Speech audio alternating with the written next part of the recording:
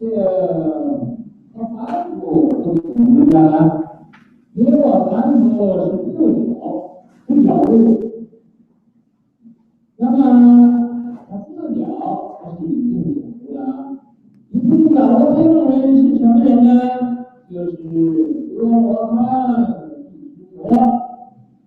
地之佛印度话的第一家佛，中国呢叫地之佛。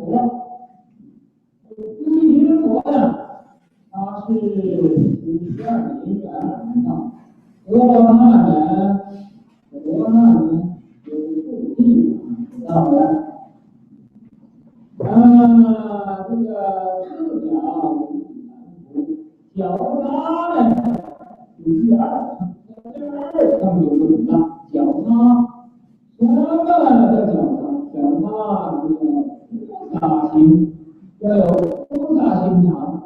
菩萨是脚踏，又可以说利他，利的利他。什么人可以利他的这个事情呢？菩萨。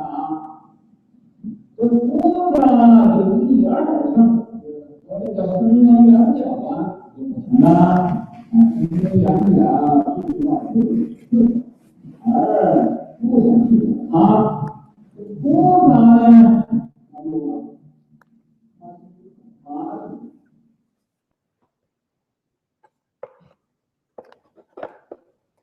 ，Of the three kinds of enlightenment, the Arhats and Pratyeka Buddha's enlightenment of self distinguishes them from ordinary, unenlightened people. Pratyeka Buddhas awaken to the way of cultivating the 12 links of conditioned causation. Arhats awaken to the way by cultivating according to the 4 sagely truths. Bodhisattvas differ from Arhats and Pratyeka Buddhas in that they resolve to enlighten and to benefit others. Ultimately, the Arhats, the Pratyeka Buddhas, and the Bodhisattvas are simply people who have cultivated to the point of realization. How many people are we speaking of? We could be speaking of one person who cultivates to become first an Arhat, then a Pratyeka Buddha, and then a Bodhisattva, by means of the 6 paramitas and the myriad practices. Such a person embodies all 3 levels. Someone else, however, may cultivate to the level of arhatship and then not want to go on. He himself has understood. Such a person says, I myself have already become enlightened. I understand. I can ignore everyone else. He is a selfish person. He comes to a halt at the accomplishment of arhatship, and it does not occur to him to continue down the path to Pratyeka Buddhahood. Others continue to Pratyeka Buddhahood, but do not consider progressing further. So one can say that they are one person, or one can say that they are 3 people. A bodhisattva, however, one who enlightens himself and others, cultivates the 6 paramitas and the magnificence of the myriad practices, and he can continue to progress until he reaches the perfection of the bodhisattva way. That stage is said to be the perfection of enlightenment and practice. It is the realization of Buddhahood. The Buddha's state of perfect enlightenment and practice distinguishes him from the Bodhisattva. Okay, so basically he's talking about enlightenment. Nói về cái giác ngộ. And Master Shinhwa chose to include the Arhats and Pratyeka Buddhas in the group of beings who are enlightened. Tức là Ngài Tuyên Hóa giảng cái kinh này thì Ngài chọn là bao gồm những cái vị A-la-hán với Bích Chi Phật trong cái hàng người giác ngộ. That is one way to do it, but the purest Mahayana, we don't consider Arhats and Pratyeka Buddhas to be enlightened. Đối với cái người mà thuần túy đại thừa đó thì không gọi là A-la-hán, Bích Chi Phật là giác ngộ. Okay, because they're still very far away from enlightenment themselves. Tại vì đối với về cái trình độ giác ngộ đó, nên đại thừa ngoài giác ngộ thì A-la-hán với Bích Chi Phật còn xa lắm, còn rất là xa. However, from Hinayana perspective, the Arhats and Pratyeka Buddhas are considered to be enlightened. Nhưng nếu đối với cái phương diện về nguyên thủy, tiểu thừa đấy, thì họ coi các ngài A-la-hán, Bích Chi Phật là giác ngộ đấy. Okay. Any questions about that? Ai thắc mắc về chuyện đó không? Otherwise, the rest is pretty obvious.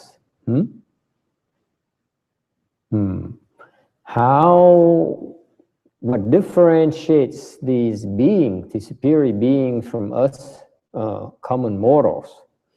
Cái sự khác biệt với những cái vị này, những cái đấng hàng A-la-hán hoặc là Bồ Tát khác chúng ta chỗ nào? The difference being that the first level of transcendental wisdom, cái trình độ mà giác ngộ, cái trình độ mà có trí huệ chân chính, okay, is the Arhat level.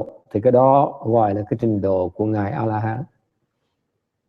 Okay, meaning that the Arhats have put an end to that ego we talked about yesterday. Yeah. Tức là ngài A-la-hán trở lên, các ngài đã diệt được cái bản ngã mà rồi. Ngày hôm qua mình nói đó. If there's no more ego, there's no more ego at all, then you're considered to have some real transcendental wisdom. Nếu như quý vị không còn cái bản ngã nữa, thì quý vị mới có thể được coi là có một trí huệ chân chính. Yes. If there's no ego, how can a person selfish? Because there shouldn't be a self. If there is no ego, that's right. The person is no longer selfish.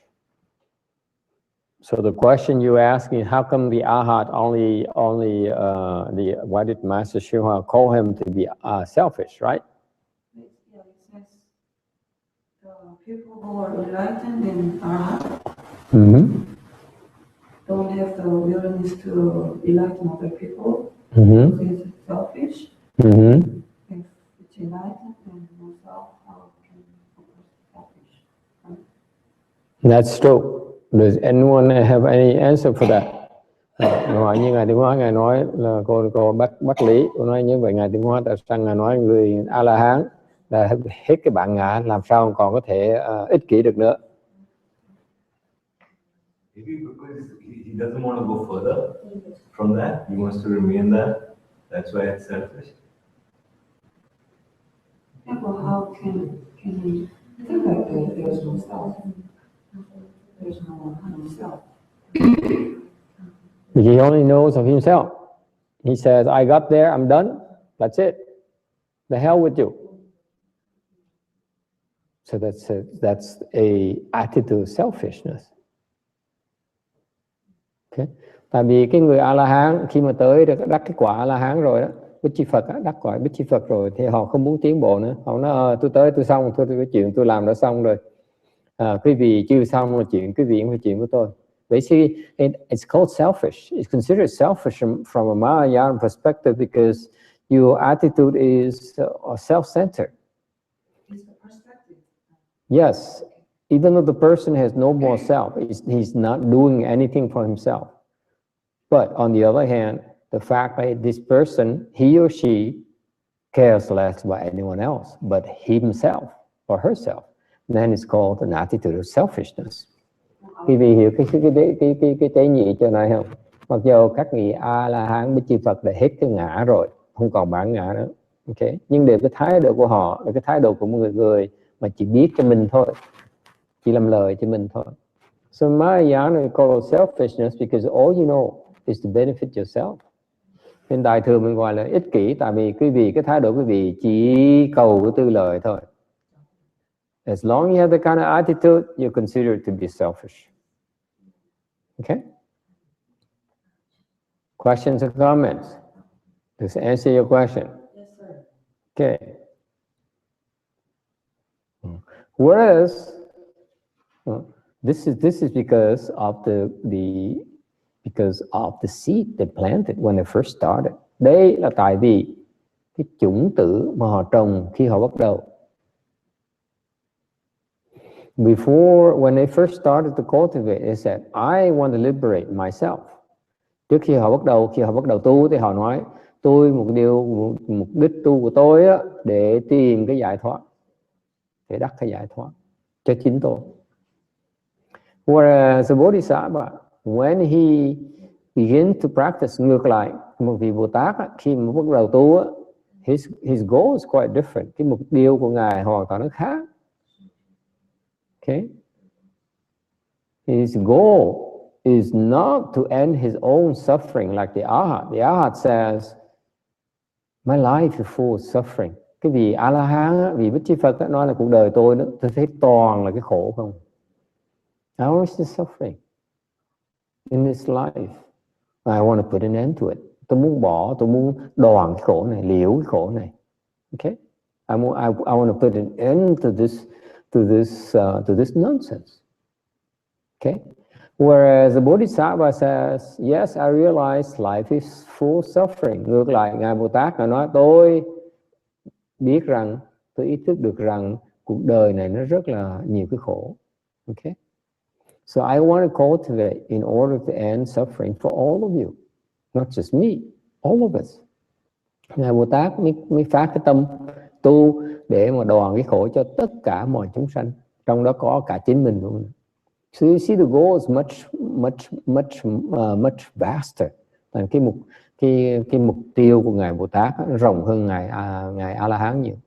That's the difference we have between starting out having a selfish attitude versus a more generous attitude. Thì ngay lúc đầu đó, cái thái độ mà cái người bắt đầu tu đó, một thái độ người A La Hán thì có một thái độ hơi ích kỷ, tại vì chỉ biết cái mình thôi.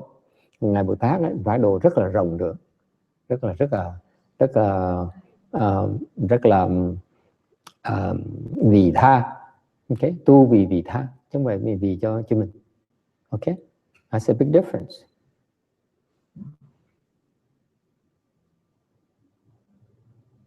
All right? So the key thing here is you can talk about enlightenment, enlightening oneself, enlightening others, and becoming a Buddha. Quý vị có thể nhìn cái đoạn này nói về cái phần giác ngộ của tự giác với giác tha với là giác ngộ viên mãn. Okay? But actually, what it boils down to is you have to be careful about what kind of goals you set. Cái quan điểm cho này quý vị phải cẩn thận ở cái mục tiêu quý vị đặt ra khi quý vị bắt đầu. Where are you going? Quý vị đi phía nào? Okay? That's very important. You yourself limit your own level of attainment. Quý vị là cái người mà tự kiềm chế mình lại, tự hạn chế cái sự thành công của mình. If you set a small goal, that's all you're gonna get. Nếu cái mục tiêu quý vị nó nhỏ thì quý vị chỉ được chừng đó thôi. Okay? And that's why in Mahayana, the first thing we ask for about all our devotees, bởi vậy đến đại thừa chúng ta, việc đầu tiên chúng ta dạy cái gì, chúng tôi dạy cái gì là cái gì? What is the first thing we teach you? What is it? The very first thing we teach you. Cái việc đầu tiên chúng tôi dạy cái gì là cái gì? Chán. Is it chán? Có phải là Zen không? Huh? What? She says yes. The first thing we teach you. Patience. Thầy hỏi là phải chán, nhưng phải meditate Zen. Đúng rồi, nhưng để thầy hỏi cái việc trong cái đại thừa chúng ta mà dạy Phật tử, cái điều đầu tiên chúng tôi dạy cái gì là cái gì? Việc làm đầu tiên hết là làm gì? What is the first thing we teach you to do? We ask you to do.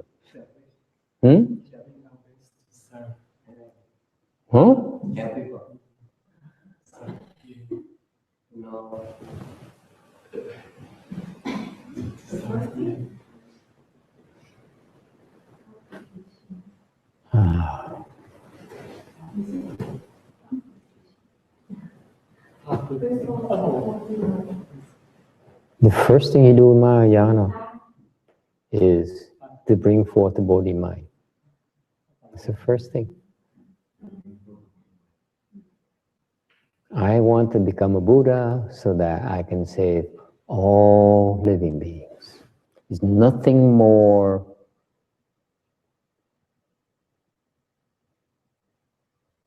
worthwhile goal in life than that. Nhưng thật á, là khi mà quý vị phát Bồ Đề Tâm là quý vị đặt một cái hướng, và nó là đây là cái quả mà tôi muốn đạt tới. Không có cái gì nó quý hơn cái đó. It's nothing more worthwhile than that in life.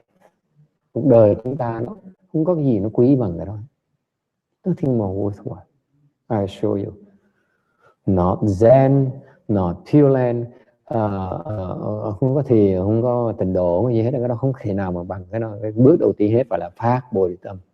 First thing we do is that bring forth the body mind. I want to become a Buddha. And everything else will fall into place. Khi mình biết làm như vậy tự động. What happens when you do that? After you do that, chuyện khi mà quý vị phát Bồ Đề Tâm, chuyện xảy ra? The Buddhas and the Bodhisattvas will come and help you.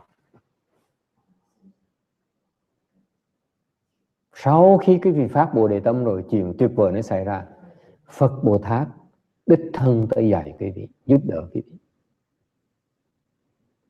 They will personally come and guide you and teach you.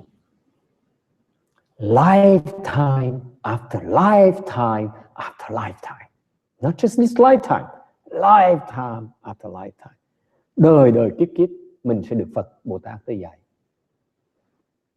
Until we become a Buddha ourselves. Cho tới khi chúng ta trở thành Phật.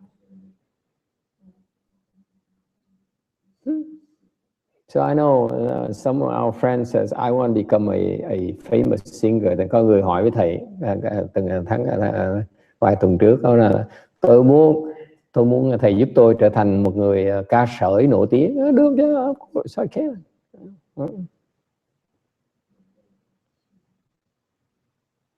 It's a small goal, temporary goal. Okay. On the way to Buddhahood, nothing prevents you from becoming a singer. Nothing prevents you from becoming a famous dancer. A successful businessman a la Warren Buffett. Oh, excuse me. Thì trong con đường mà quý vị tới đắc cái Phật quả đó, đâu có ai cấm quý vị là không có quyền trở thành một người ca sĩ đâu. Quý vị có quyền trở thành người ca sĩ. Quý vị có quyền làm ông vua, quý vị có quyền làm một cái vị trọc phú. Okay? All those are okay on the path to Buddhahood. Okay? All right. So that's the difference between the arhats and the bodhisattvas. Thành cái đó là cái sự khác biệt lớn lao nhất giữa bên nguyên thủy với tiểu thừa.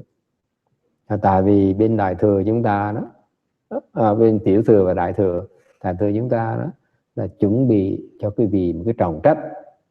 In Mahayana, we prepare you for the big picture, for the ultimate, and we tell you don't settle for anything less. Và chúng tôi nói quý vị không nên vừa ý với một cái chuyện nhỏ hơn như vậy. You much better than that. You far better than that. Yes. Once you are enlightened to Arhat level, is it possible you go into the house again? Is it possible you go to the house again? Like once you are enlightened to Arhat, can you fall to the house and you forget that you actually had an enlightenment before? Nếu sau khi quý vị đắc A-la-hán, quý vị có thể đọa xuống địa ngục không? Is it possible? Yes or no? Huh? There's a woman who's very brave. She says, no way. Yeah? Anyone else? Yes. What do you think? Quý vị nghĩ sao?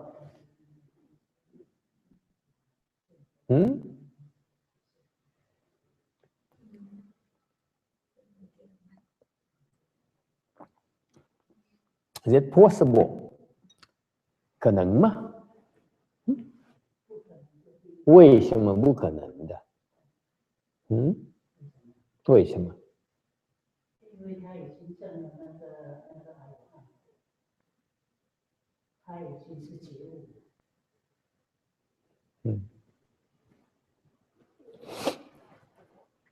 What does it take to follow the house? What does it take to follow the house? Muốn đọa địa ngục phải làm gì? If you want to go to the house, what do you do?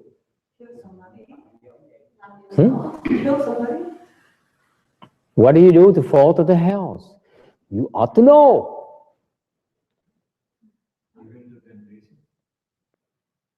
My friend, too many temptations. You have to find the right kind of temptations. Làm sao quý vị đọa địa ngục bây giờ? Let's say you want. Let's say you say. I want to fall to the house because I want to know what it's like to go to the house. Nhưng chàng cái gì nói có một người đó có sáng kiến rất là hay. Ta nói là tôi muốn biết, tôi muốn xuống địa ngục tại tôi muốn coi từ cái địa ngục nó ra sao. Tôi không có sợ. I'm not afraid. What's afraid? I don't want to fall to the house. So what do we do? Làm gì bây giờ? If you don't even know this, why do you bother learning? Mà Mahayana quý vị không biết, quý vị không sao học Phật khác làm cái gì? Ai biết không? Yes?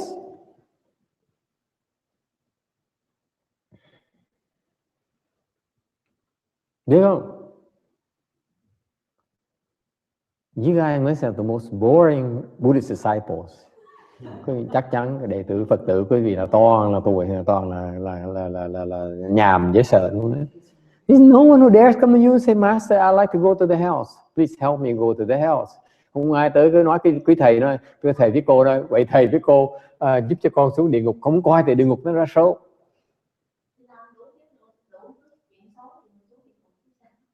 Nhưng làm nhiều quá thì mất phí thì giờ mình làm một vài cái thì đủ rồi. She says, do a lot of evil, then you go to the hell. So I said, don't.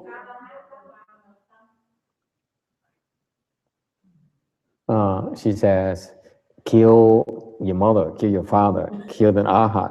This woman is violent. Cái bà này không nhìn bà này vũ nữ thiệt là vũ nữ. Kill the parents, it sounds like a very absurd. Yeah, it is bad news. You destroy the harmony of the Sangha. You shed the Buddha's blood. You do any of those 5 things, you're sure to go to the house. You break harmony to Sangha? Yeah. How do you do that? You go to him and say, Master, I badmouth you. Okay? And you go to me and say, he badmouths you. So I and him go into a fist fight. How dare you? Well, Sangha is the highest amount of power. But we get upset sometimes. Especially after we eat kimchi. Okay? So there's lots of things you can do to go to the house. Có rất nhiều chuyện mình làm có thể đi được đọa địa ngục. But I wouldn't kill my mother and father. Để mình nên giết cha giết mẹ. Nhưng mà trong đó có giết cha giết mẹ. This woman, that's why I said, đó nói như vậy cái bà nhất định phải giết cha giết mẹ cho được. She insists on killing your mother and your father. No, I'm trying to tell her there's a much easier way to go to hell without having to kill your mother and father. But she doesn't want to know. She doesn't want to hear. Và nhất định phải giết cha giết mẹ cho được. She insists on killing her mother and father. I cannot believe it. 你看，他一定是要杀自己母亲、自己的老爸，nhất định phải giết mẹ, nhất định phải giết cha. Ôi da, cái người này hung tợn dễ sợ.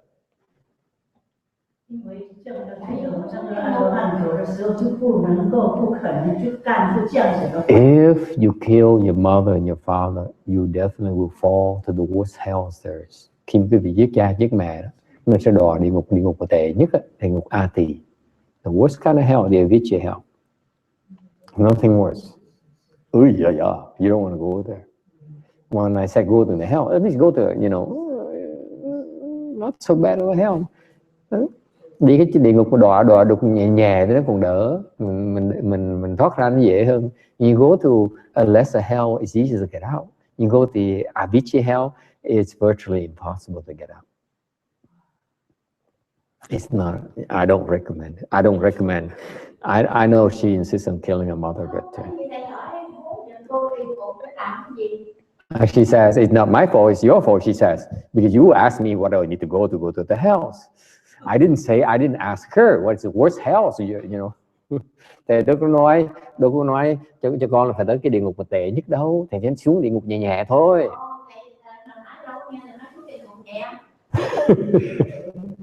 Okay, so what do you do to go to the hells? Có ai biết không? Yes. Become a left-hand person, and then it's apparently pretty easy. What you've told us. Ông nói là chỉ cần xuất gia, xong rồi xuất gia chắc chắn sẽ đọa địa ngục. He says once after you left the home life, you would become a monk, and then it's pretty easy to fall to the hells. Everything you do will make you fall to the hell. Anything you do will make you fall to the hell. Bất cứ chuyện ông thầy ông tu làm gì, đa số làm chúng tôi đọa địa ngục hết. I give up. These people are so.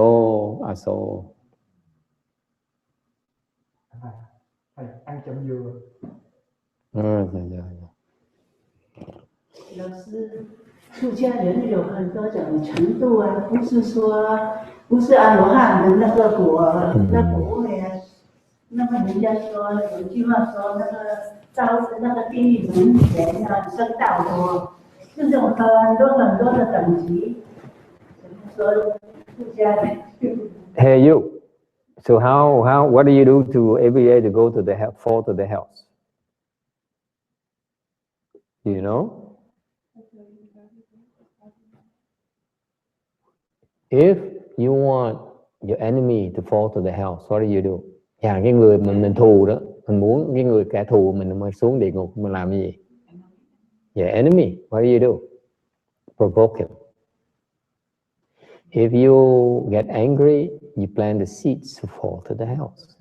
Mỗi lần cái vị nổi giận đó là cái vị trồng cái chủng tử để mà đọa xuống địa ngục. You get angry. How dare you cut me off? How can you drive so slow on the freeway?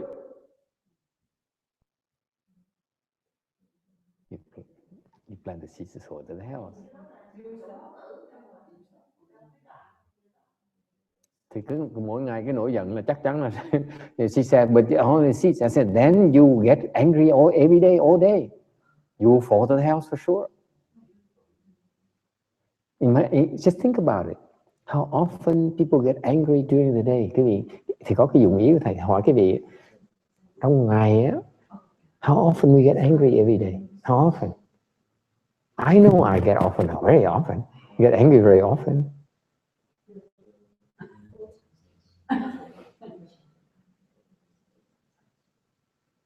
When you have children, something about children makes you get angry, right, Joseph?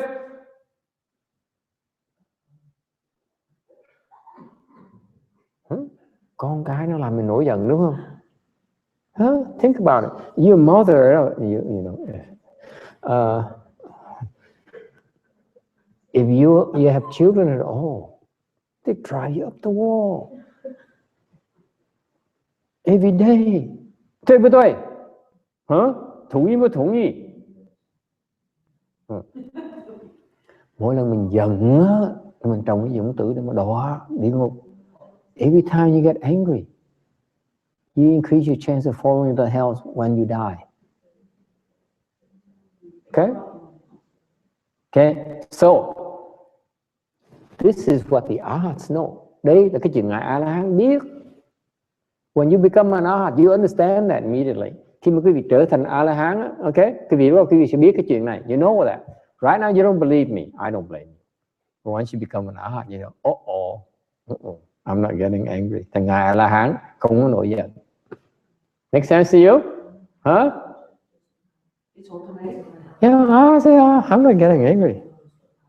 I get my enemy to get angry, but I'm not getting angry. Okay? If he doesn't get angry, how can he fall to the house? Nếu quý vị mà không có nổi giận, sao mà tôi đọa địa ngục bây giờ? You still have other causes, yes. Yes, other causes too. So he doesn't do those things. How can he possibly fall to the house? He knows better. Người A-la-hán có trí huệ, đâu làm những chuyện đó nữa. Thì sao mà đọa địa ngục được? How is it possible? No, they cannot fall to the house. Here's what happens. When you die, the final thought you have largely determines where you're going to fall. Trước khi quý vị chết, cái tư tưởng cuối cùng của quý vị nữa. Okay? You hear? The very last thought you have before you die, you pass away. The very last thought. He said, Joseph, why don't you do what I tell you to? That's it. You fall to the house.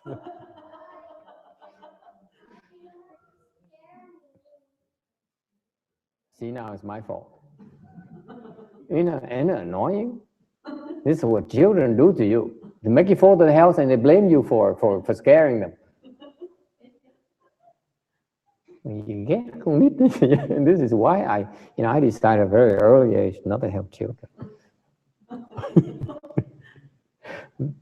I do have some wisdom after all, you know. Quý vị thấy không? Cái tư tưởng trước khi mà quý vị chết đó, the last thought before you die, largely determines where you're going to go next.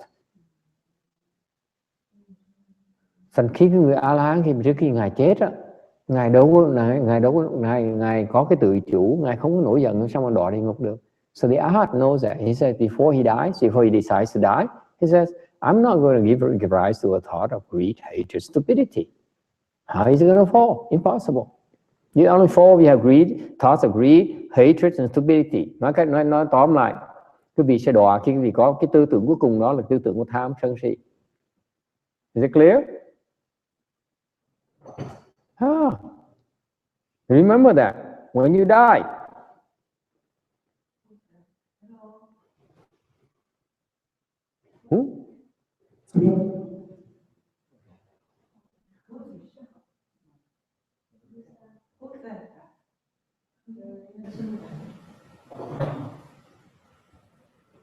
Is that Allison? Oh. So the very last thought you have, okay? Bởi vì tại ông khôn tại lúc đó ông kềm chế được cái tư tưởng của ông. So what happens before you die? The Arhat says, I'm not giving rise to a thought. How can you fall? You cannot fall. Okay? But if he chooses to go to the house, all he has is a Joseph! You see? All he has to do is, Joseph! There you go again! And he falls to the house. Isn't it amazing? Hay dễ sợ không? That's called self-control. You can choose to go wherever you go.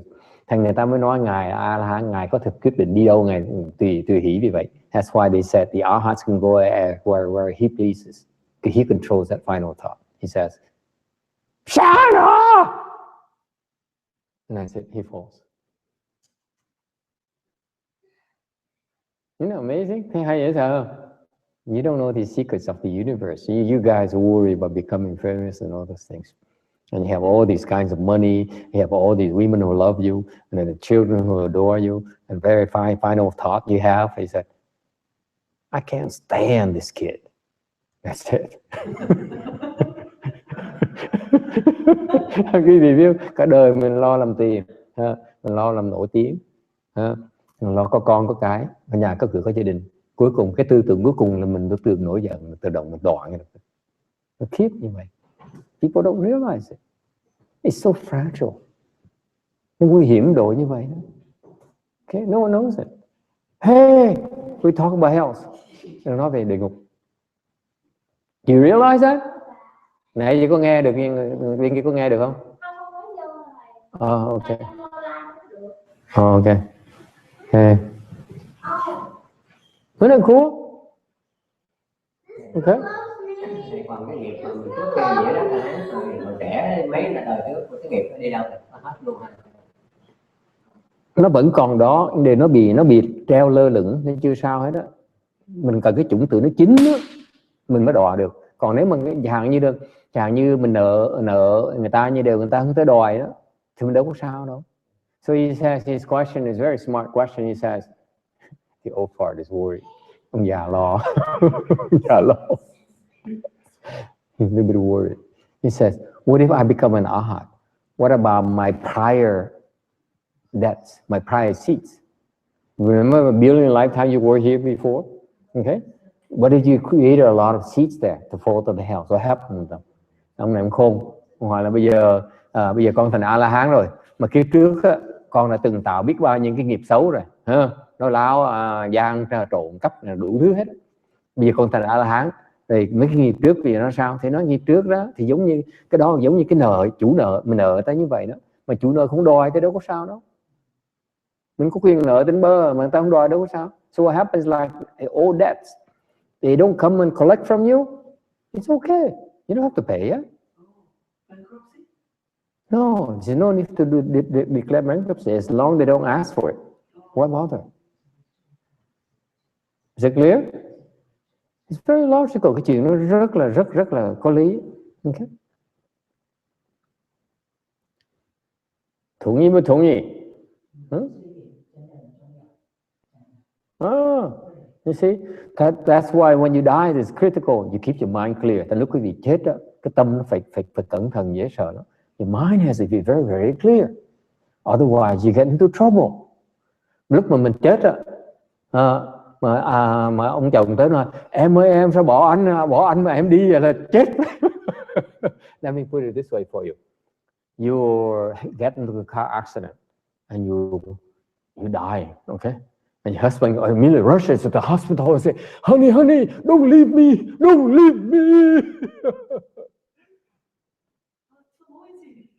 Yeah. Can you put it? Can you calm down a little bit? That's it. Chồng mới chạy đó, em ơi em sao đừng bỏ anh em ơi. Rồi bên kia em là sao mà anh la hét ồn dữ, cái tai tôi nói nhỏ được rồi, tôi chưa điếc mà. Đọa xuống. Lúc đó mình đọa ngay lập tức. Anh tới rồi. Đó, anh tới rồi. Anh tới rồi. Speaking of the wolf.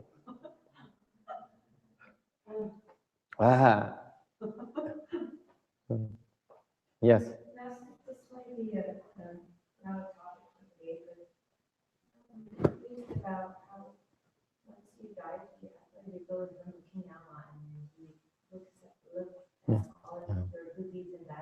Yeah. I'm coming there. Okay. Yeah. I'm coming there. Hang on that important thought. Yes, sir. So the point is to be the reason you teach being equanimous is that you're so established in being equanimous that even at the moment when death comes, you're equanimous. You ascend. So you're equanimous at that. Then you go to the hells, you go to the Pure Lands, you go to the better places. If your mind has greed, anger, and stupidity, you fall. This is why we train our entire lives so that at the final moment we control our thoughts. This is what the Tibetans do. They train their thoughts so that every day they train their thoughts that I'm going to die. So my mind's going to evolve through these phases, and I make sure that I manipulate them through these phases. Yeah, don't do that. Don't do that. It's stupid. You ask me. Okay? This is why they train. This is why we do chant, because Because when the husband comes, okay, and I say, honey, honey, don't leave me, don't leave me. And you say that, what do you think you're doing? I have samadhi power. You cannot do that to me. Lúc đó cái định lực mới là quan trọng. Con hiểu chưa? Lúc đó mình mới cần cái định lực mình. Bây giờ mình đâu có cần, bây giờ nó chưa quan trọng. Now, when you're young and you're beautiful and all the things, you're full of life, and it doesn't matter, you do whatever you want, okay? But when you die, that's why it's important. That's where samadhi power comes in. Bây giờ mình còn trẻ, mình không sao hết, mình cứ thả vàng, đi thả vàng. Lúc mình chết đó, lúc đó mới quan trọng. Lúc đó cái định lực nó quan trọng, dễ sợ lắm. Lúc đó mình đang chết, mà cái tư tưởng đó mà nó có tí tham, tí sân, tí si một cái mình đoạn ngay lập tức.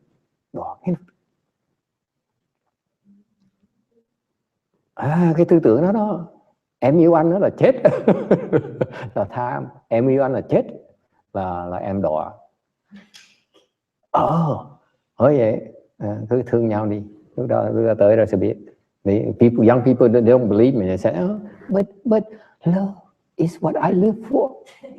And I said, yes, live for all you want, and you die because of it too. Thành mấy cái người trẻ nói với nhau, con chỉ muốn yêu thương để cuộc đời của nó có ý nghĩa. Thầy cũng trả lời, con cứ yêu thương đi, bữa nào con chết cuộc đời con sẽ ý nghĩa hơn nữa. Is this the reason that you have to suffer the pain even during meditation, that you become born? Yes, right. You control it. Because, sir, when you get to be my age and you get sick before you die, the body is very painful. And that's when you get in trouble. All the people who die because of an illness, the majority of them,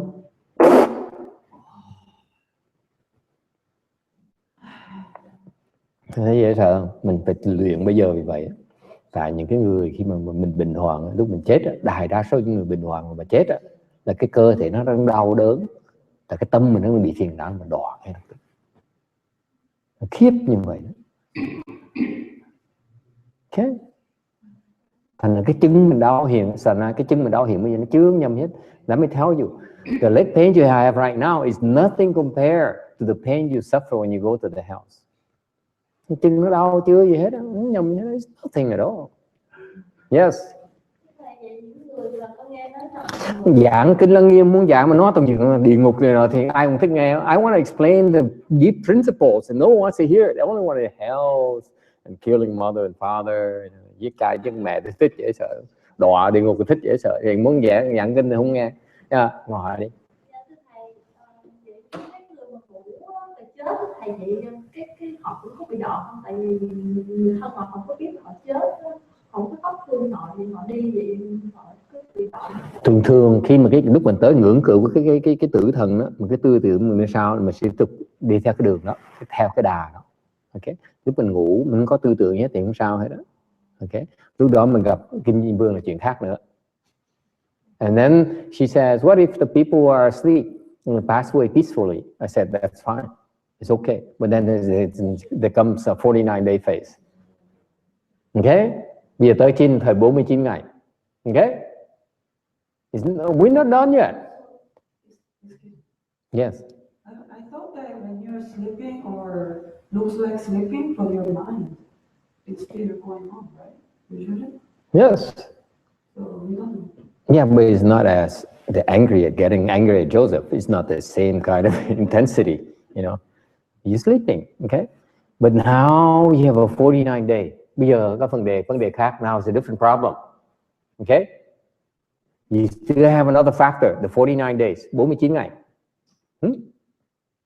The Buddhists know that after you die, there's a 49 day where lots of things are going to happen to you, either good or bad things.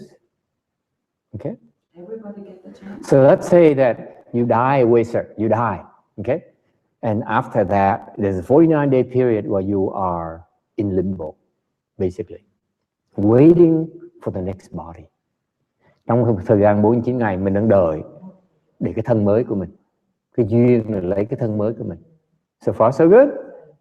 And then You have very good friends. Ông này có nhiều bạn rất là thương yêu ông. They love you. Okay? So what did they do? You find, right? You pass away sleep peacefully. Ông này ông chết mà. Peacefully and very happy and no greed, hatred, stupidity. Okay, you're doing fine, right? But then your buddies, they said, our dear friend, he passed away. Okay, let's commemorate him. Let's throw a party. Let's use drugs. Not that I say your friends are like that. Let's use alcohol. Let's kill a lot of cattle.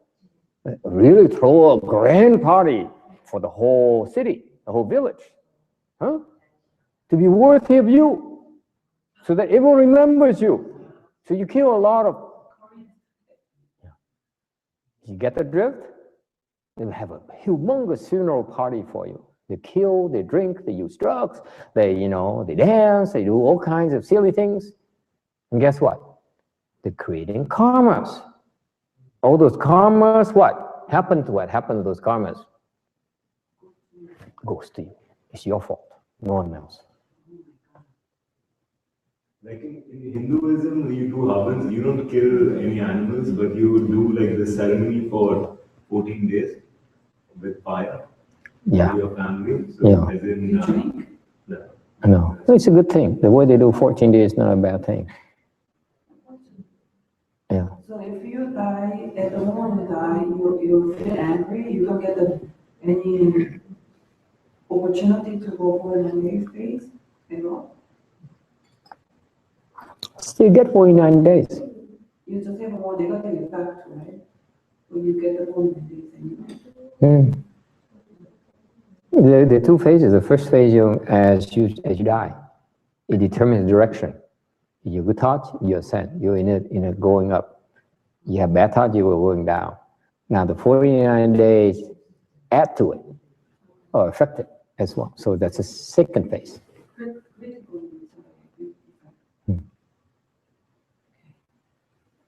Like my grandmother just passed away last year, and but she was in the hospital, and she had like a lot of anesthesia because she died of cancer. But she mentally she wasn't present at that time when she went. So as in, how does that be in dream state then? No. Yeah. No, she's still, even though she's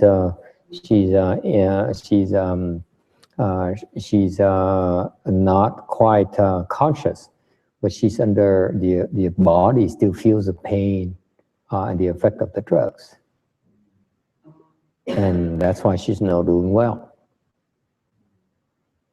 Okay. Cái chuyện phức tạp is very complicated. This is not the kind of sutra that we want to go to talk about the details, but basically, so the question someone asks is, can an arhat fall to the hells? I say no. If you're an arhat, you will not fall to the hells, unless you want to do it on purpose. Câu hỏi hơi dông dài, trả lời hơi dông dài. Chứ hồi nãy có người hỏi thầy, vì A-la-hán không có đọa địa ngục không? Thầy nói không, A-la-hán không đọa địa ngục đâu. Tại vì trừ phi ông muốn xuống địa ngục. Okay? Unless he wants to go down there. Sightseeing tour, then he can do it. Okay, but then why would he have to wait? He can use his spiritual penetration and go to the hells. You can stop by. Yeah. It's not dangerous for us to swim by. No, that's why they call arhats. They have more privileges than we do. But it's some arhats. Okay, so far so good. Có gì mà? Đừng có giết cha giết mẹ nghe cái bà cái đừng làm chuyện tầm bậy. I advise her again not to kill her mother and her father. Okay. Time's up. Hết giờ rồi. Dễ sợ không? Giảng kinh được đọc được có 2 phút rồi, còn nói chuyện tầm bậy không? We read the sutras for 2 minutes, and then all we do is a gap. Stop or continue? Ngừng lại hay là đi tiếp?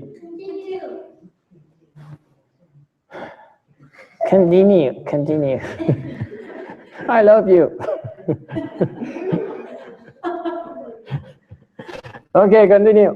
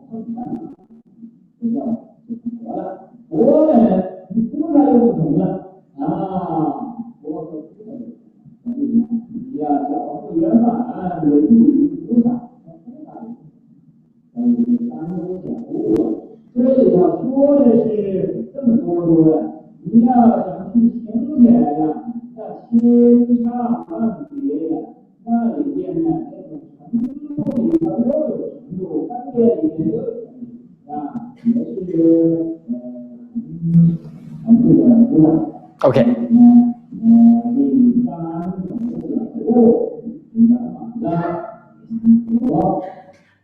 Excellent. These three kinds of enlightenment can be discussed at length. When one practices them, many distinctions appear. Within realizations are further realizations. Within distinctions are further distinctions. The process is extremely complex. The summit is the highest point. The crown of the head is its summit. Above that is heaven. We are not there yet.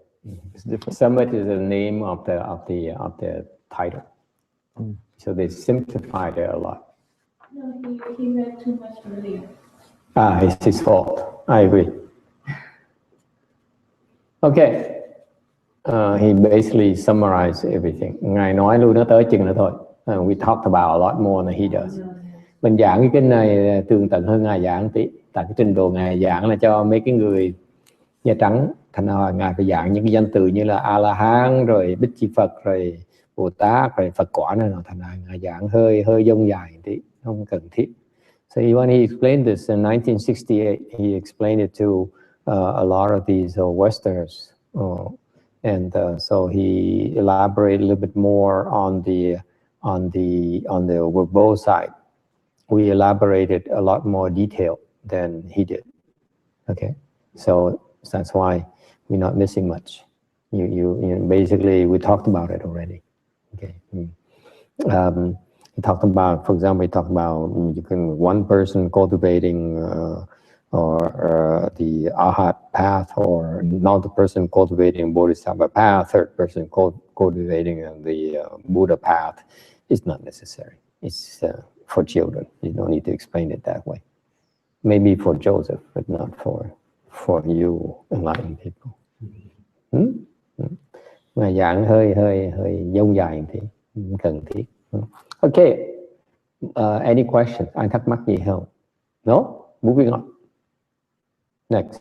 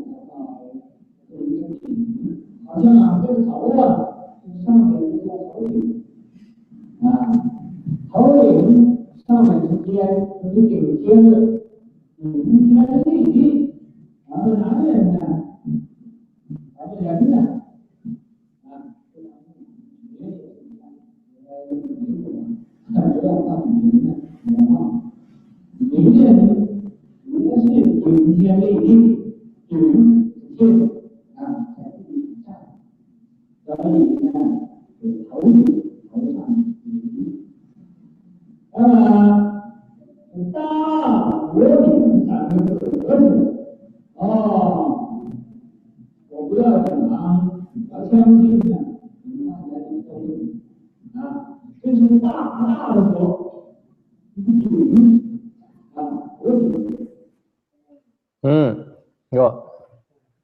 Inglés, por favor. Yes. The summit is the highest point.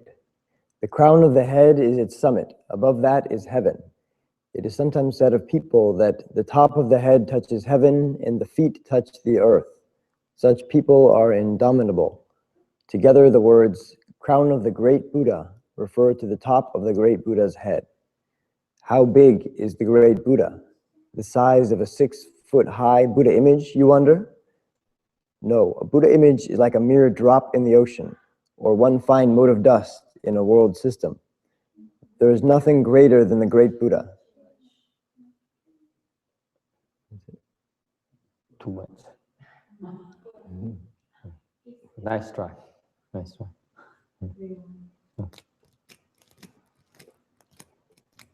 Okay, any questions? Too much. Phật Đảnh, Đại Phật Đảnh, the Great Buddha Summit. That's the name and title. The Great Buddha Summit. Okay, Summit. Cái Phật Đảnh này, the Buddha Summit is only peculiar to the Buddha and Bodhisattvas. Cái Phật Đảnh này, cái đảnh này chỉ có Phật, Bồ Tát mới có. A-la-hán không có, Bích Chi Phật không có. The Arhats don't have it. The Pratyeka Buddhas don't have it. What is that? Phật Đảnh là cái gì? You look at those images, quý vị nhìn những cái hình tượng của Phật Bồ Tát. You see, Amitabha Buddha, Đức Phật kìa. Amitabha Buddha, Medicine Master Buddha, A Di Đà Phật, Dược Sư Phật.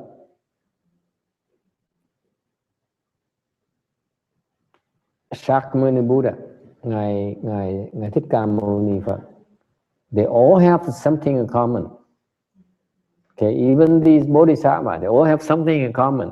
On the top of their head, there's a bump. Trên đầu Ngài có một cái đỉnh, có cái đảnh. And that's considered a hallmark. Cái đó là một cái quý tướng. Chỉ có bậc Bồ Tát mới có thôi. Only the Buddhas and Bodhisattvas can have it. Normal people cannot have it. Okay? Because it's like a crown on top of their head, and it's considered to be the mark of a great man. Cái đó là cái quý tướng. Okay? Only enlightened people have that. Những cái người giác ngộ mới có được như vậy. Những người dưới không thể có được như vậy. Okay, so what does it mean? It means that it denotes a certain level of wisdom. Cái đó là cái hình tướng của cái sự trí huệ chân chính, trí huệ xuất thế. Okay, and so that's the first meaning of the summit. Thành ra cái đỉnh đầu, cái đỉnh là cái đó nó tượng trưng cho cái trí huệ. So the first meaning of summit is that it symbolizes. I don't think he explains that in the sutra, does he? But did you talk about that? Yeah. He does? Oh, I shouldn't be talking. Okay, he'll explain more. What he's talking about here is a great summit is that he's talking about the concept of in a Buddha, when you talk about Buddha summit, it is the highest point. Thành nói cái Phật đảnh là cái mà cái địa vị mà cao quý nhất, ý nghĩa đó.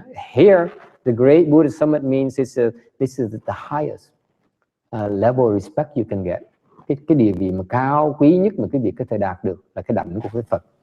Okay, the Buddha's head is the highest. In the Buddha body, the Buddha summit is the highest level, and that's why it's a place. It's a place of worship, of attainment. Thì cái đó là cái sự cung kính, là cái sự tôn trọng của cái người. So what it implies here is that it says that this is a high level of attainment you can ever achieve. And đó để tượng trưng tiêu biểu cho cái sự thành công, thành tựu mà lớn lao cao nhất mà quý vị có thể có được. Okay? Continue. Chinese.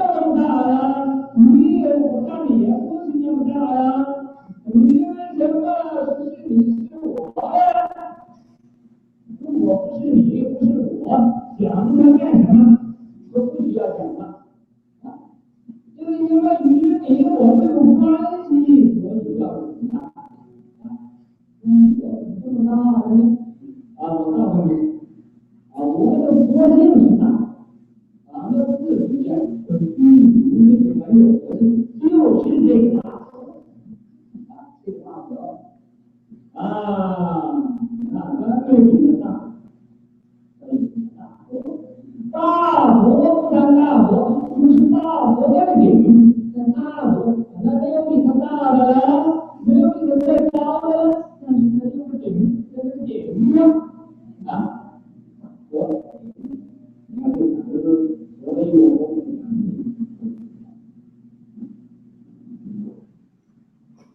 那么这个大佛顶啊，是大佛顶上又现在一个大佛。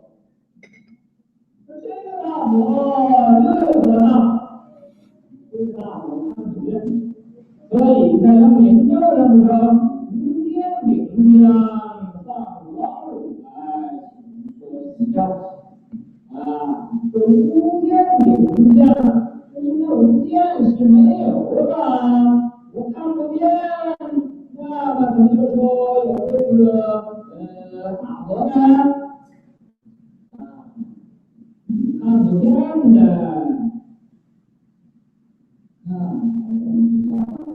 因为什么？你目力所看不见，我还要不是大，你怎么会看不见呢？就是小的我才看不见呢。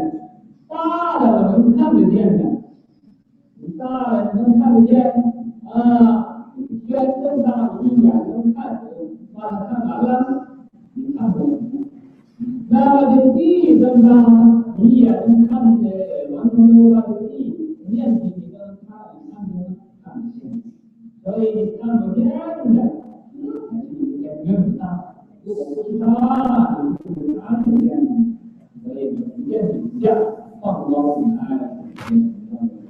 这个大佛顶就是这个无间顶下啊，放着光，放多大的光呢？这光啊，你看，你想这个佛是大佛，它能会放小光呢？当然也是大光啊，所以啊，大佛放大光，这个大光照遍。啊，照我呢，早就照到你了。我怎么不知道呢？啊，你想要知道吗？我首先清净现润，意境显润。你心里要清净了，清净到极点呢，你那个波光就照。你心里不清，就好像一个一池的浑水，月光啊照进去，若是你要清了，月光就照进去。月光照到那水里呀，那个就好像清清，就好像月光啊，这个连起佛放光也可以照到你心里了。意境显微。你的意念要有一定，好像有接上一点，这种境界什么样？所以呢，你每个人要真正清净其心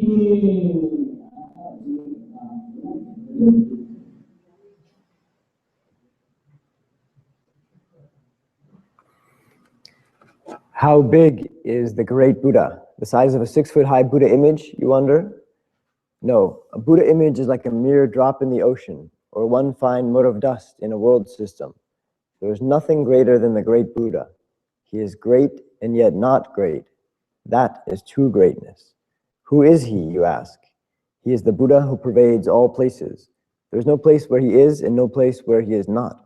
No matter where you say he is not there. Wherever you say he is not, he is there. What size would you say he is? There is no way to calculate how great he is, and so he is truly great, so great that he is beyond greatness. How can one go beyond greatness? No greatness can compare to his. His greatness is the most great. Who is he then? The great Buddha. Who is the great Buddha? He is you, and he is me. But I am not that great, and as far as I can tell, neither are you. How can you say he is you and me, you ask? How can you talk about it like this? If he did not have any connection with you and me, it would not be necessary to discuss him. How am I that great, you ask? The Buddha nature is great, and it is inherent in us all. Just that is the incomparably great Buddha. Now, we are not only speaking of the great Buddha, we are referring to the crown of his head, his summit. And the great Buddha's summit refers to the appearance of yet another great Buddha. How big is that Buddha, you ask? That Buddha is invisible. He is referred to in the verse that we recite before reciting the Shurangama mantra. The transformation atop the invisible summit poured forth splendorous light and proclaimed this spiritual mantra. What is invisible can be said not to exist. What is invisible can be said not to exist. How can one refer to the existence of a great Buddha when he cannot even be seen? What cannot be seen is truly great. If it weren't so big as to be invisible, why do you suppose you couldn't see it? Little things are invisible, not big ones. Really? The sky is big, but how can you see it? Can you see all of it? No. The earth is vast, but can you see its entire surface? No. What is truly great cannot be seen. The great Buddha's invisible summit emits a light. How great is the light? Think it over. Could a great Buddha emit a small light? Naturally, the light he emits is so great it illuminates all places. Does it shine on me? It has shone on you all along. Then why am I not aware of it? Do you want to know of it? When the mind is pure, the moon appears in the water. When the thoughts are settled, the sky is without a cloud. If your mind is extremely pure, the Buddha's light will shine on you and illumine your mind like the moonlight deeply penetrating clear water. If your mind is impure, it is like a puddle of muddy water through which no light can pass. The mind in samadhi is like a cloudless sky, a state that is inexpressibly wonderful. If you can truly purify your mind, then you can obtain the strength of the Shurangama Samadhi. Tathagata is a Sanskrit word. Okay, that makes sense. So basically, the master explains about the invisible crown on top of the Buddha's head. Ngài Tiên Hoa ngài giảng về cái đỉnh đầu của Đức Phật đó, có cái Phật đảnh đó, cái đầu của ngài đó, thì có trên đó nó có một cái hóa thân Phật đang không thấy được mà đang phóng hào quang ra. There's a transformation body, Buddha, on top of his body, on top of the Buddha's head, that is emitting a light. This is what the Buddha's, every time he speaks Dharma, and depending on what the relative importance of what he teaches, particularly when he teaches about the Shurangama Samadhi, this is a very important Buddha Samadhi. That's why he emits light. Okay. Khi mà ngài giảng về cái thủ lăng nghiêm định đó, thì cái này là một cái pháp rất quan trọng. Thành ngài phải phát quang ra để bày tỏ cái tầm quan trọng của cái giáo lý này. Okay, so when he spoke of this particular Shurangama Samadhi, the Shurangama Sutra, his light emitted his top of his head emitted light. Thành ở đó lúc đó là ngài phát quang ra. Okay. All right. And so that's and people say how come you can't see it? You can't see it because your mind is defiled. You cannot see the light. Có người hỏi tại sao tôi không thấy Phật các quang, tại sao tôi không thấy Phật hào quang Phật khi nào cũng phổ chiếu. Mình thấy được tại mình cái nghiệp báo mình nó cái nghiệp chướng mình nó nặng quá mình thấy được. Your karmic obstruction too heavy, you cannot see it. That's all. Okay. If you purify your mind and lighten your karmic obstruction, you will see the light. Khi mà tu mà bớt cái nghiệp chướng thì càng ngày càng thấy cái ánh sáng nhiều. For example, when you reach beyond the formless realm, khi mà quý vị đạt tới cái cảnh giới mà trên cái Khi vô sắc giới đó, thì quý vị bắt đầu thấy được cái Phật, ánh sáng của Phật Bồ Tát. Then some of you will be able to see the Buddhas and Bodhisattvas light. Okay, because your mind in those cases are pure, is not as defiled. That's why you can see the light. Lúc đó cái tâm quý vị nó rất là thanh tịnh, thành dễ thấy ánh sáng. Okay, that's all. Any questions? Ai thắc mắc gì không? Có vấn đề mà?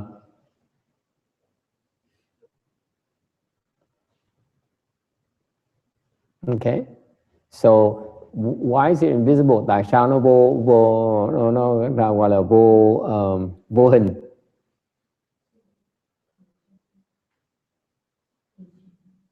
Why is it invisible? The top of the head, the crown of the head, why is it invisible? Tại sao nó vô hình làm gì? For example, Master Hsuan Hua, hàng ngày tiếng Hoa, you see his picture right here. You don't see a crown in top of his head, do you? Đâu có thấy cái đỉnh trên ngài không? He's a great Bodhisattva vì nó bị Đại Bồ Tát. He has a bump on his head, but you can't see it. He doesn't allow you to see it. Không cho phép quý vị thấy. Okay?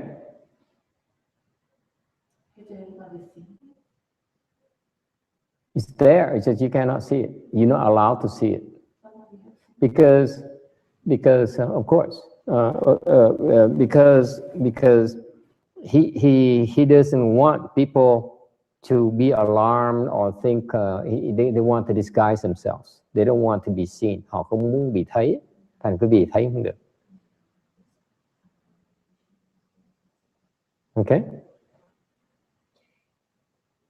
If he doesn't want you to see it, there's no way for you to see it.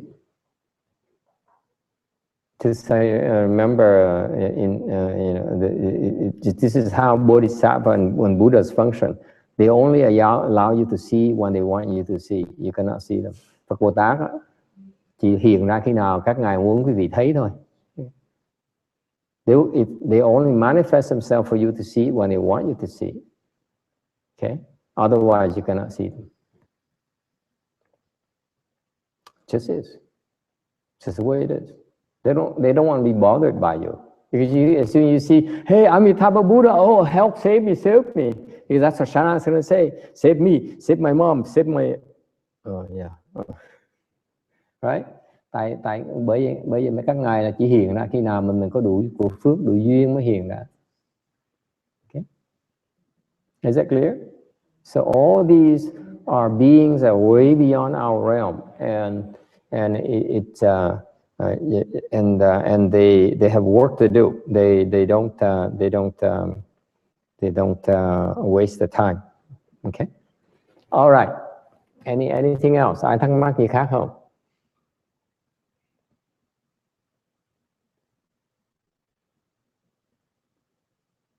Okay. Can we continue a little bit more and then we stop?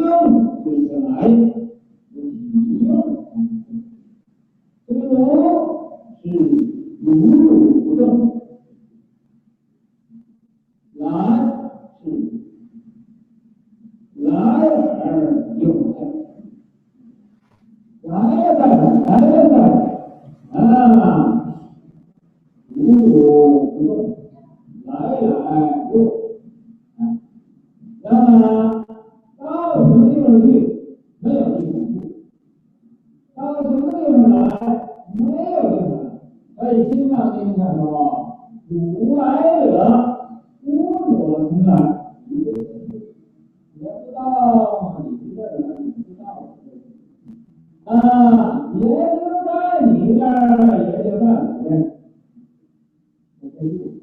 如来呀，这是佛的十道之一，佛呀有10种名号。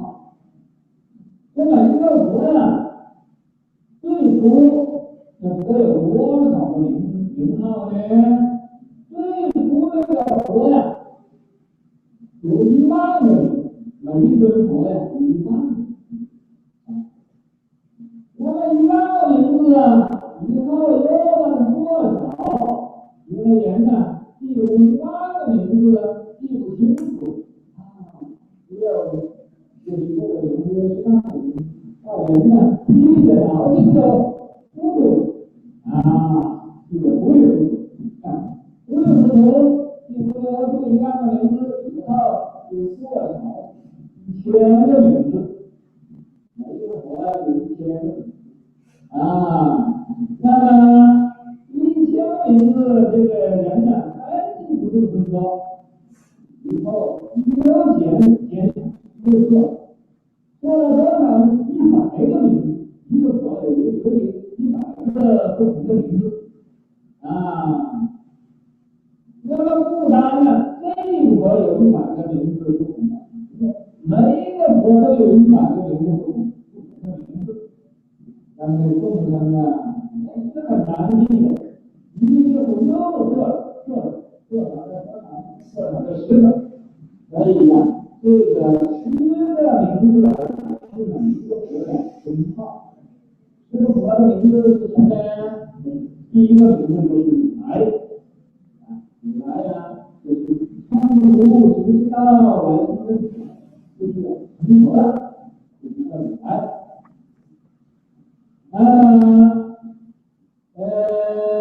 第二个名字叫什么呢？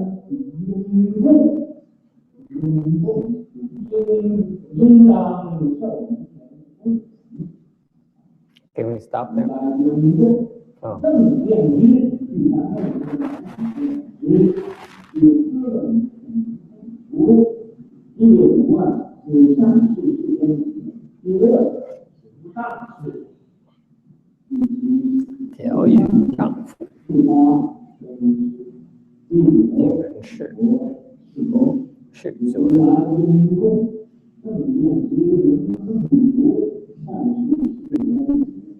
是见解。一个佛呀，都有15种名号。这个如来呀，是佛的15种名号之一。Tathagata is a Sanskrit word. It means thus come one. There is nothing which is not thus, and nothing which is not come. Thus refers to the basic substance of the Buddha Dharma, and come refers to the function of the Buddha Dharma. Thus refers to a state of unmoving suchness. Come means to return and yet not return. It is said, thus unmoving, come and come again, come and yet not come. Did he go? No. Did he come? No. Therefore, it says in the Vajra Sutra that the Tathagata does not come from anywhere, nor does he go anywhere.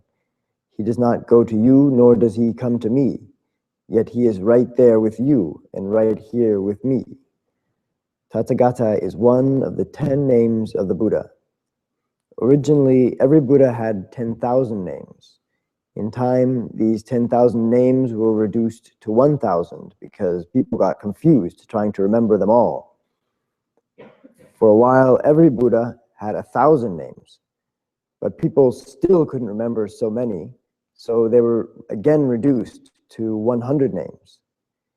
Every Buddha had 100 different names, and living beings had a hard time remembering them, so they were shortened again to 10, which are 1. Tathagata. 2. One worthy of offerings. 3. One of proper and universal knowledge. 4. One perfect in clarity and practice. 5. Well gone one. 6. One who understands the world. 7. Unsurpassed one. 8. Great regulator. 9. Teacher of gods and people.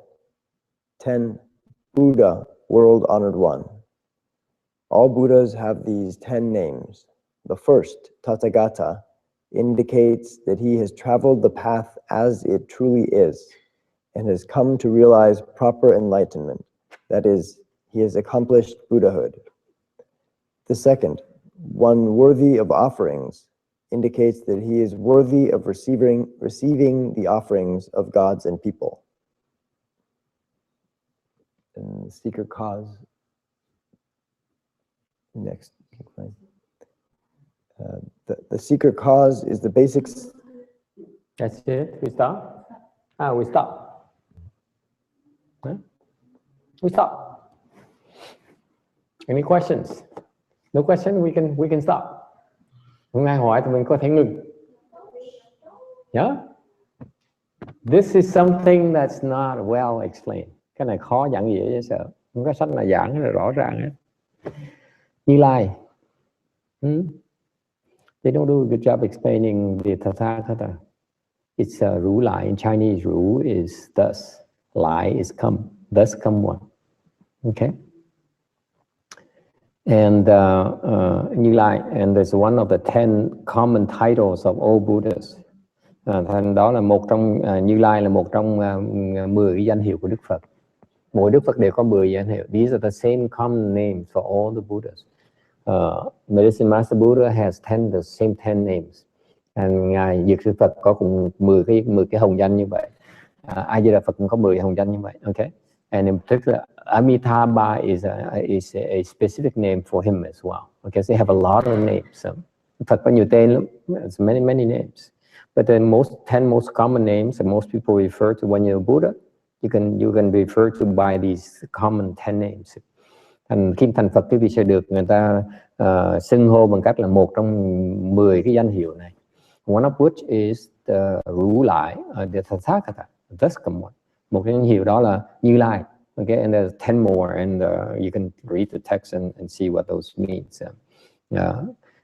Đọc tra từ điển, đọc kinh, quý vị sẽ thấy ý nghĩa của 10 cái chữ đó. Thì ngày hôm nay there's time for me to explain you a little bit about the Ru Lai, the thus come one. Ngày hôm nay thì chỉ giảng quý vị sơ cái danh từ, cái anh tại sao gọi là Như Lai. Why is it called Ru Lai? Okay. Imagine that when you become a Buddha, một khi quý vị thành Phật rồi, then you are what you are supposed to be. Khi quý vị thành Phật là quý vị đã trở thành cái mà quý vị nên trở thành. Right? You are who you are supposed to be. Mình là Phật. You are Buddhas. Mỗi vị quý vị là Phật rồi. Okay? And when you cultivate, you are bound to become what you're supposed to become a Buddha. You will become a Buddha. Quý vị trong tương lai sẽ thành Phật. Đó là chắc chắn. No two ways about it. So when you become a Buddha, you are what you're supposed to be. So you are thus. Thành cái như có nghĩa là quý vị là như thì mình nên phải như vậy. You are supposed to be like that. You are thus. That's what thus means. Như chỉ như vậy thôi. Như có nghĩa là quý vị phải là cái cảnh giới của Phật. Như thì. So far so good? Does it make sense to you? You are supposed to be a Buddha. You're not there yet, but you're supposed to be. Quý vị hiện bây giờ chưa phải là Phật, nhưng mà quý vị đáng lý phải Phật, bởi gọi là như. Như là như thì đáng lý quý vị phải là Phật. So when you become a Buddha, you are just thus are. You're supposed to be like that. Nghe rõ ràng không? Is it clear? You may not look like a Buddha right now, but you're supposed to be a Buddha. Mặc dù quý vị thì không giống Phật tí nào hết á. You don't have any, you don't have a crown on top of your head. Nhìn kỹ không có cái đầu, nó không có cái cục u đó. Ok, nhưng đều đáng lý mình phải thành Phật. Is it clear? So therefore, when you become Buddha, you are thus. Okay? come. Okay. After you become a Buddha, sau khi quý vị thành Phật, chuyện gì xảy ra? Then you come to the rescue of all living beings, all of us. Thì lúc đó khi quý vị thành Phật rồi, thì quý vị tự động sẽ tới cứu hết tất cả mọi người, đi tới cứu người ta. If they hear of you needing help, they come and help you. That's what the meaning of the come. That's all there is to it. That's why the thus come one, the thakta, it only means that once you become a Buddha, you're supposed to be who you are, and then you're supposed to be doing what you're supposed to be doing, helping others. That's all there is to it. It hasn't been explained like that before. I don't know why not. Thành cái chữ Như Lai nó rất là giản dị, rất là dễ giảng nghĩa. Mà thầy không hiểu tại sao trước giờ không ai giảng như vậy hết. Okay. Như thị mình là Phật rồi. You are the Buddha. Nothing else better. You cannot be better than that. Không có cái gì mà nó cao hơn, có gì quý hơn cái đó. Mình như thị rồi. You are it. And once you are it, what are you supposed to be doing? Rescue. You go to rescue. You come to rescue all. Mình đã thành Phật rồi thì mình phải đi làm việc, làm tới, mình lai, ok, mình lai, chiêu tu别人. Is it clear? Cái dạng gì như vậy đó? That's all there is to the thus come one. That's all it means.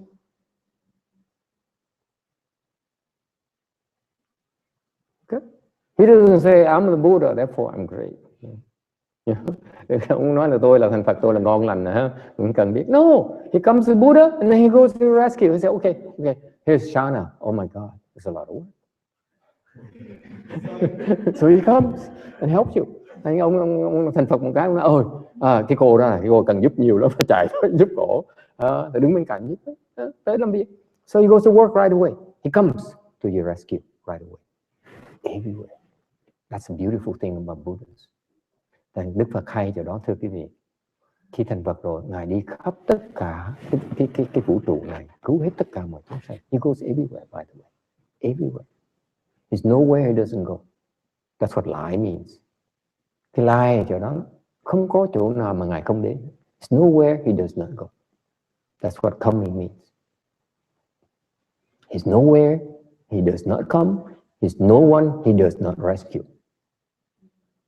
Hay như vậy, ý nghĩa cái Như Lai đẹp như vậy. This is a beautiful idea when you think about it. Mahayana, đây là cái tinh túy của cái ý nghĩa của Đại Thừa của mình. You are supposed to be a Buddha. Quý vị đáng lý phải thành Phật. Quý vị là Phật. You are Buddhas. And once you are Buddhas, then you see for yourself, and you then come to the rescue of others like they're rescuing us right now. You only paying back the kindness of the Buddhas who are helping you right now. Lúc quý vị thành Phật, quý vị cũng như Đức Phật lúc trước vậy, là nhớ ơn Phật là giúp mình, thì bây giờ mình thành Phật mình giúp người khác. You pass on the favor. Okay? That's what thus come one is. Đó là Như Lai. Isn't it beautiful?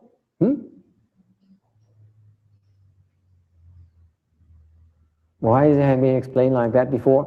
Because I just thought of it tonight. Tại thầy mới nghĩ tối nay, thầy mới nghĩ ra thôi. I just made it up. Mới chế ra. Okay? I'm inspired by kimchi, and clearly, chắc là nhờ ăn kimchi mà nổi hứng. Buddhism is no fixed way to explaining things. Cái Phật giáo thú vị đó, không có, mình muốn giảng nói gì cũng được. You can say anything you want, as long as accord with the principles behind it. Okay? Cái Phật pháp nó hay vậy đó, là rộng lắm, chỉ vì giảng cách nào cũng được hết. Ăn thua là mình đúng theo cái giáo lý của nhà Phật thôi, mà nói gì cũng được hết. Okay? All right, so that we stop here tonight. Thank you all for coming. Chúng ta ngừng lại ở đây. Okay. Now you can go and tell your friends about this. Come on, huh? Bây giờ quý vị đi có thể giảng nghĩa cho mọi người nghe Như Lai là cái gì, huh?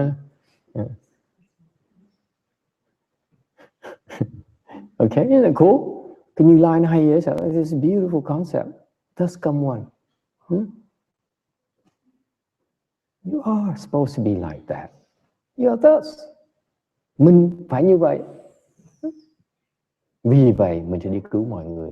Because you're thus, therefore you should go and rescue everyone. Lý tưởng đẹp như vậy. This is a beautiful ideal. Okay. All right. We stop here tonight. Thank you everyone. Ngừng lại đây nha. Okay.